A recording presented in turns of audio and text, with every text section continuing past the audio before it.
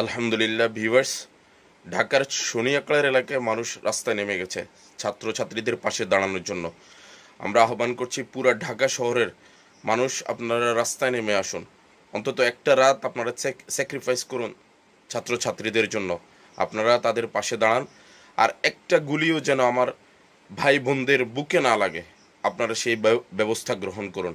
শনিয়াকড়া এলাকার মানুষদেরকে আমরা এই কাজের জন্য আন্তরিকভাবে ধন্যবাদ জানাচ্ছি। অন্তত এই অবস্থায় যেন তারা সাড়া দিয়েছে, এর জন্য তাদেরকে ধন্যবাদ জানাচ্ছি। আল্লাহ রাব্বুল আলামিন যেন তাদের এই কাজের জন্য উত্তম জাযা দান করেন।